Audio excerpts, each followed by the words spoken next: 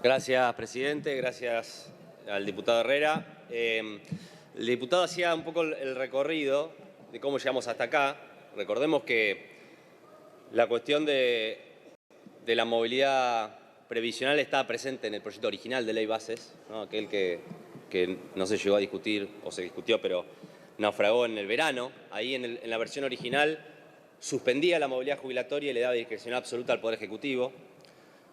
A partir de eso, muchos diputados y diputadas de distintos bloques empezaron a trabajar proyectos que recién pudimos empezar a trabajar en las comisiones cuando se constituyeron, sobre todo en la Comisión de Previsión Social, porque la de presupuesto no se convocaba.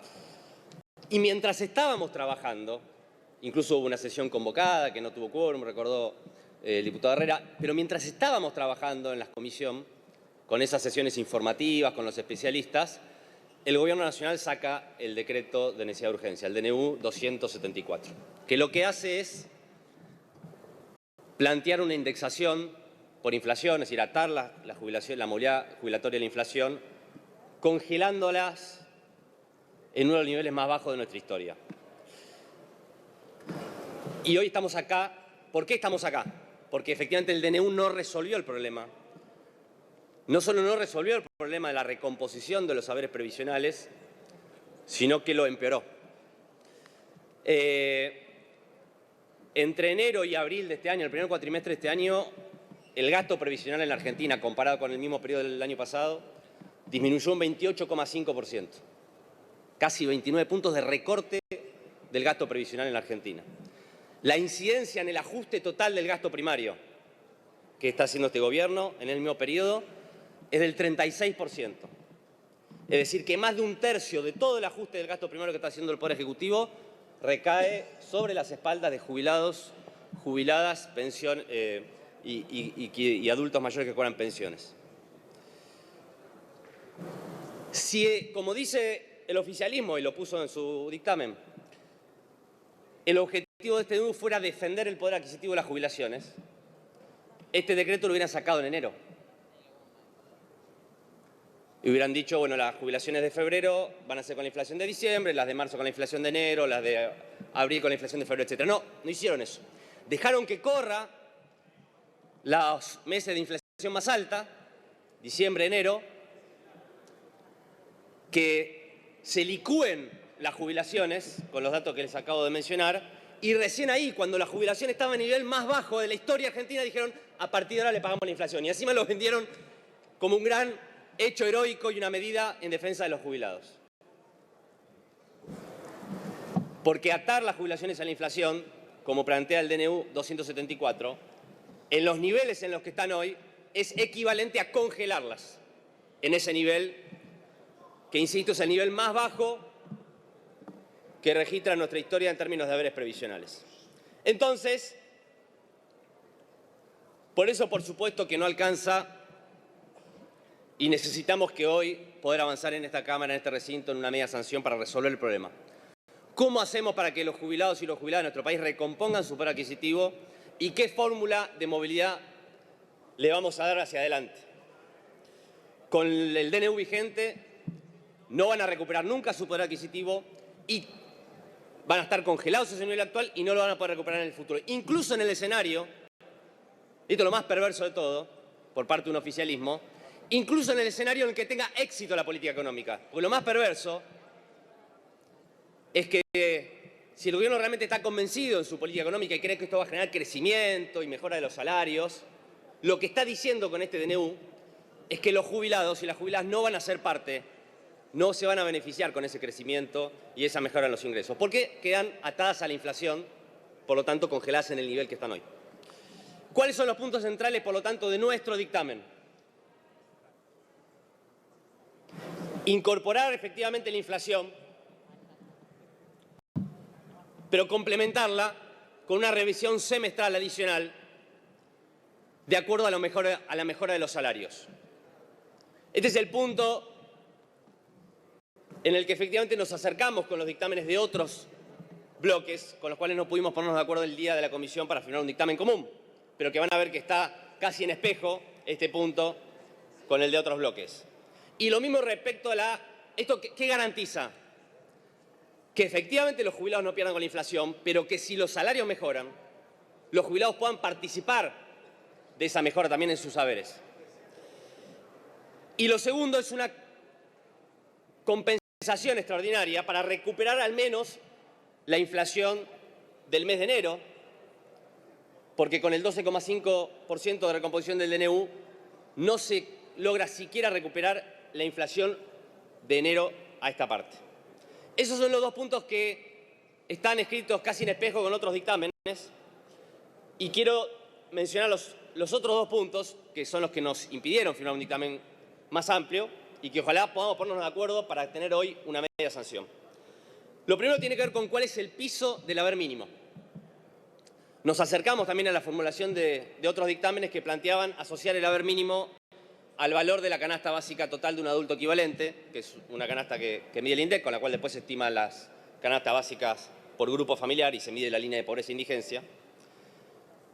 Y planteamos en nuestro proyecto que el haber mínimo tiene que nunca estar por debajo de el valor de una canasta adulto equivalente multiplicada por 1,2, es decir, un 20% por encima de un adulto equivalente. No me voy a meter en la discusión técnica, que sería largo de desarrollar, de cómo mide el INDEC un adulto equivalente, que es un adulto varón de determinada edad, que por supuesto no es la situación de un adulto mayor o de una adulta mayor. ¿Pero por qué establecimos este criterio? Porque lo que no estamos dispuestos nosotros a votar bajo ningún punto de vista es un haber mínimo, un piso del haber mínimo, que esté por debajo de lo que hoy un jubilado que cobra la mínima más un bono discrecional está percibiendo.